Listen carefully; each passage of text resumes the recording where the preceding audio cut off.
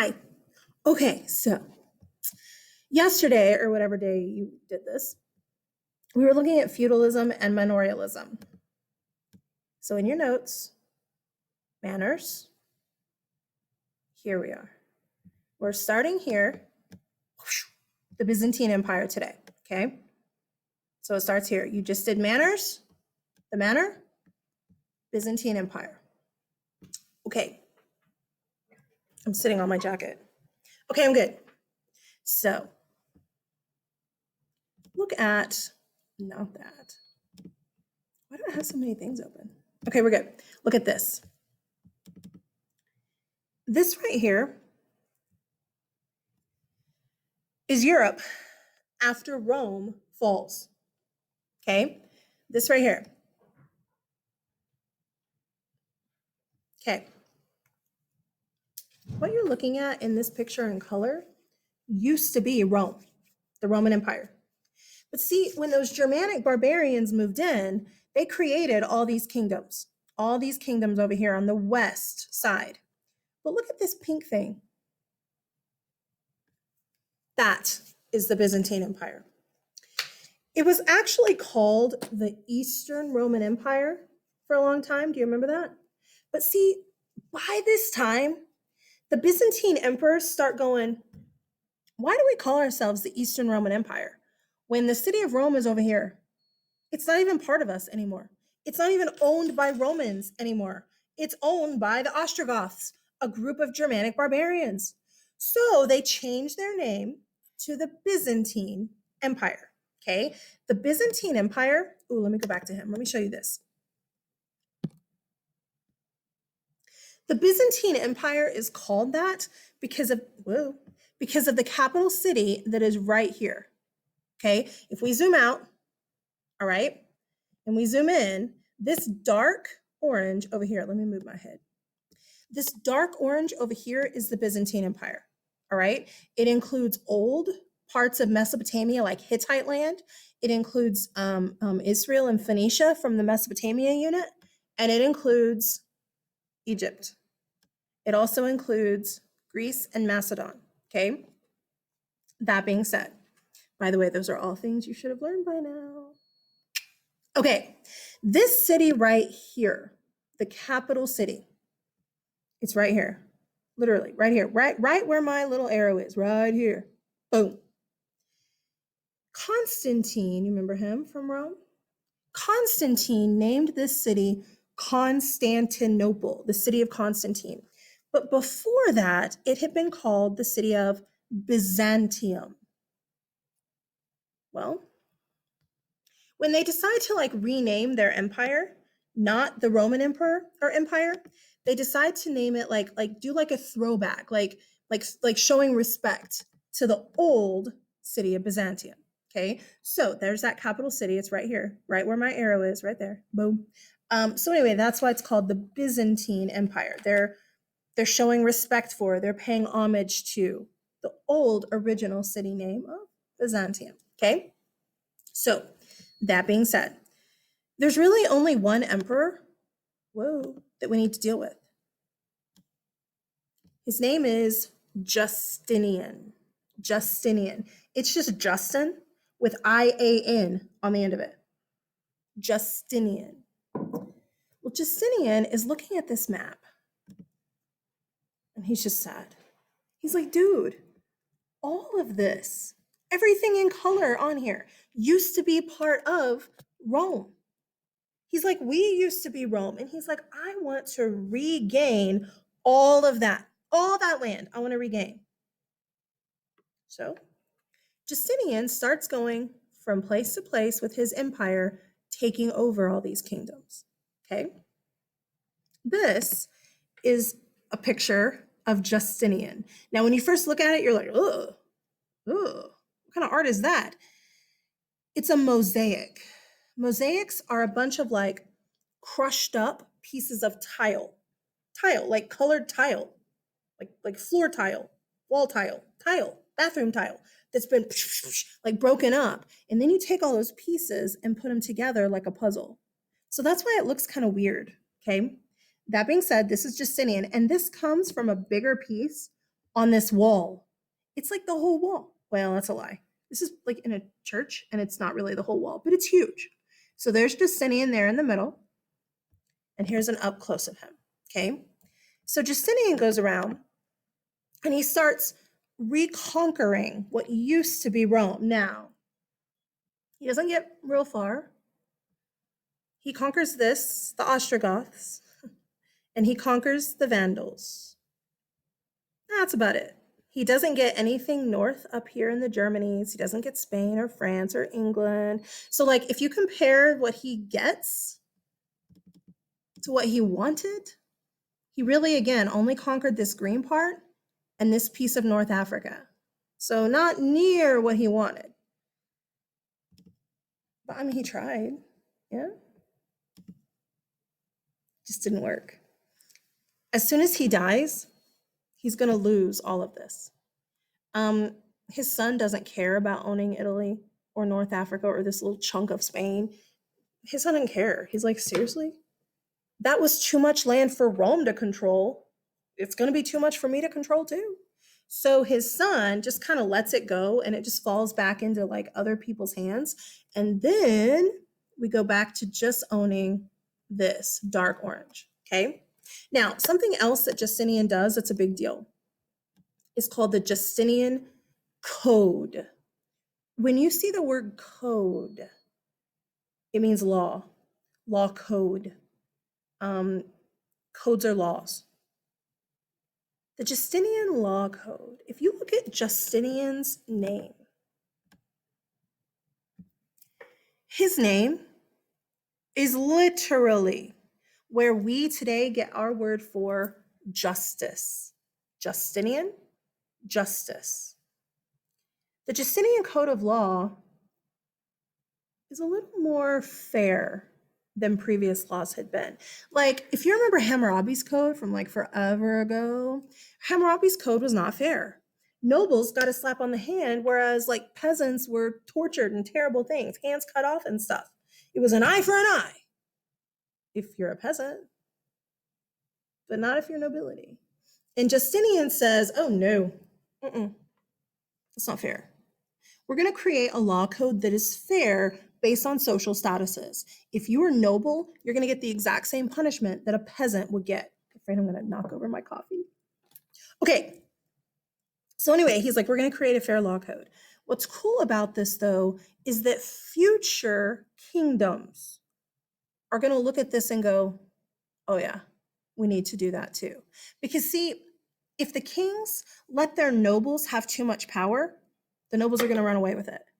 No offense to the nobles, but they will. They'll take advantage of it. They'll run away with it.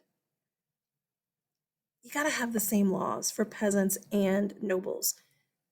Don't we see that still today?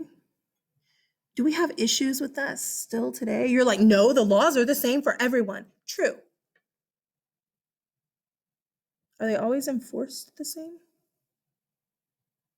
I don't know. Look at some of your like celebrities who have been in trouble. How long did they have to stay in prison versus, I don't know, Bob? Justinian says we need to have a law code that is fair no matter what social status you are. Future kingdoms are going to like this, and they're going to start doing that too. Just know that if your highest noble does something, they're still not going to get the same punishment as Bob. You're still going to be a little bit lighter on them. Is it fair? No. But is it what we always see everywhere, with every king, with every country? Yes. Justinian is trying to fix that a little bit. Okay. About 500 years after Justinian, we have something happen. It's kind of a big deal. It's called the Great Schism. Schism is a weird word. SCHISM. Sometimes you'll hear people call it the East-West Schism. A schism is just a divide, a break.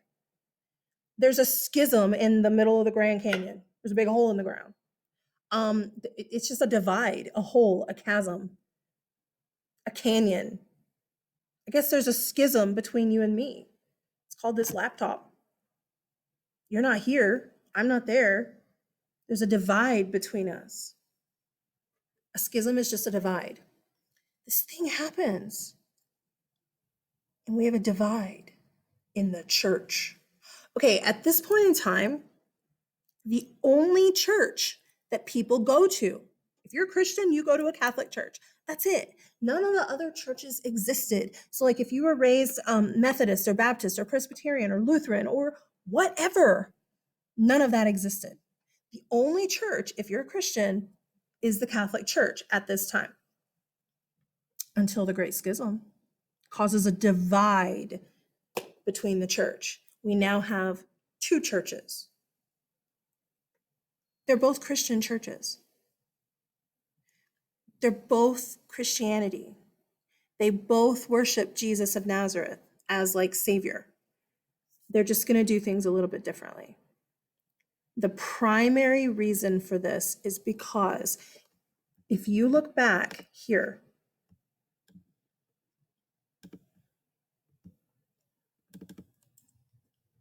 do you remember this? This is the social structure, the social class system, feudalism in this time period. Who's at the very top? The Pope. The Pope is above the emperor and the king. The Pope tells the king what to do with his country. Okay, look. This map. Look. If you're part of the Byzantine Empire, your capital city is over here, yeah? The Pope is here. And the Byzantine king in the 1000s, it's right at the beginning of the Gothic period, the Byzantine emperor says, I'm sick and tired of this guy who doesn't even live in our empire telling me what to do. He says, no, this guy who lives over here does not get to tell me, the king, what to do. So they split. He says, later, we're going to create our own church. That's why the Great Schism happens. That's why the East-West divide occurs. And what ends up happening is basically this, okay? Everything in this orange color here is going to be Catholic, all right? Basically, in the West, you have the Catholic Church, orange. Everything in the East, in blue, is called the Eastern Orthodox Church. Sometimes, especially in America, we call it the Greek Catholic. The Greek Orthodox. It's not Greek. It's everything. Okay, it's not just Greek. It's for everybody over here in the East. But everything in blue is this new church, the Eastern Orthodox Church, right here. Got it? And this B right here just means began. It means born or began. So when you see that, that's what it is. I just got a text from my department chair. Oh, it's no big deal. Whew. I was like, something's wrong. Nothing's wrong. We're good. Okay, so a few of the differences. I always am like, okay, map or notes, map or notes. Okay, so a few of the differences. Look at this map again, all right? The language that was spoken in the Catholic Church was Italian. No, it was not. I just lied to you like a moron. I just lied to you. It was Latin. Sorry. It was the Church of Old Rome, Latin. Okay. So in all of this orange, every church service was done in Latin. Well, the people in the blue section over here in the East, man, they don't know Latin. They know Greek. Greece is right here. They know Greek. They don't know Latin. In the East, in the blue part, Greek was the educated language. It was the learned language, the language of the smart, the language of the intelligent. In the West, the orange, Latin was the learned, the intellectual language. The people in the blue, the Eastern Orthodox Church, they say, we don't want our churches to be in Latin because people don't understand it. I mean, you guys, imagine if you go to church every single time and you never know what they're saying. Never. They're speaking in a different language. What if I was teaching you in German? Verstehst du es? Du hast nicht verstehen. Warum danke? Du hast nicht spricht Deutsch? It's kind of hard if you don't speak German, is it? Guys, you got to understand what the church is telling you. So one of the big differences in the Eastern Orthodox Church is this right here. They speak Greek, not Latin. They speak Greek, not Latin. Another one of the big changes. The Eastern Orthodox Church does not listen to the Pope. There is no Pope in the Eastern Orthodox Church. The Pope has no say over the Byzantine Empire. The person in charge of the Byzantine Empire is called the Patriarch. It still means Papa, just like Pope did, father of the church, but the Patriarch is a little bit different because the Patriarch is not above the king like the Pope is. If we were looking at this picture again right here,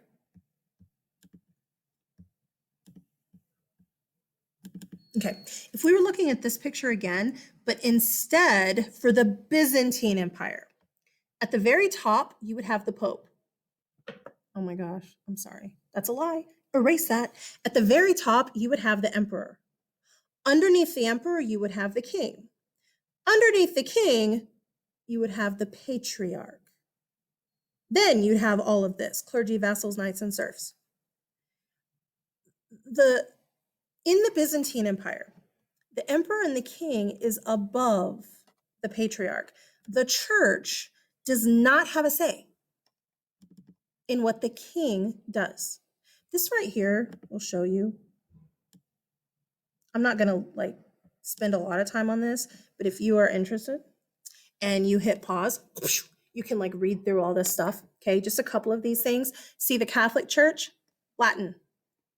The Orthodox Church, Greek. The Catholic Church, the Pope has authority. The Eastern Orthodox Church, the Patriarch is in charge, but he doesn't have authority. The reason the Patriarch doesn't have authority, check this out.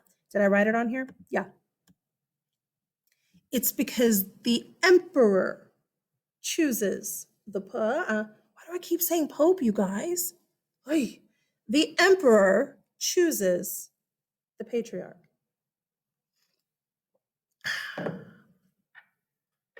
Not the other way around.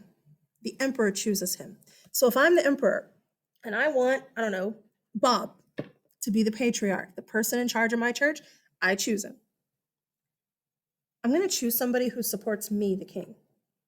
I'm going to choose somebody who does what I say because I don't want him telling me what to do. Okay. Another big difference is the church setting. It's not on here. It's no big deal. But another big difference is the home of the church. In the Catholic Church, let me go back to the map. In the Catholic Church, the home of Catholicism is Rome, the city of Rome. We call it Vatican City today, but at the time it was just Rome, okay? That's where the Catholic Church's home is. Well, in the Orthodox Church, it's the city right here. It used to be Byzantium, but now it's Constantinople. That's the home of the Eastern Orthodox Church. And guys, the Eastern Orthodox Church is going to take a hold all over the East, especially in the North. The Russian Orthodox Church, they'll mostly be Orthodox over here until communism. And then communism comes in and kicks the church out. But we're not there yet. We won't be there till May. So just hold your horses. We're good. But this is going to be Russian Orthodox. It's still the same church, just Russian. This right here will be the Polish Orthodox Church, just Polish, although a lot of them are Catholic too, but that's okay. This place here where you see these lines, these gray lines right here, this is where you start having Orthodox and Muslims. So Christians and Muslims kind of mixing here, not mixing families, like they all live in the same region. Okay. This right here, where you see this mix in Hungary, it's the same situation. You have some people in this area that are Catholics and some people in this area that are Orthodox. Okay. It's not that big of a stretch though, because it's still the same church. That's not true. It's still the same religion. It's all Christianity. You're worshiping Jesus of Nazareth. You're just doing things a little bit differently. It's like the Catholic Church and a Methodist church. They're all Christian. They just do some things differently. Okay? So we now have two churches that you can choose to go to. But do you really choose? It's really based on where you live. If you're French, you're Catholic. You don't have an option. If you're, I don't know, Hungarian, oh, let's not use Hungary because you do have an option. If you're up here in some of the Slavic places, you don't have an option. You're Eastern Orthodox. If you're Greek, you're Orthodox. If you're, well, that's about to be the Ottoman Empire. Just hold your horses. We're getting there. The next time we see the Byzantine Empire, we'll be destroying it. Yay. Okay. Bye.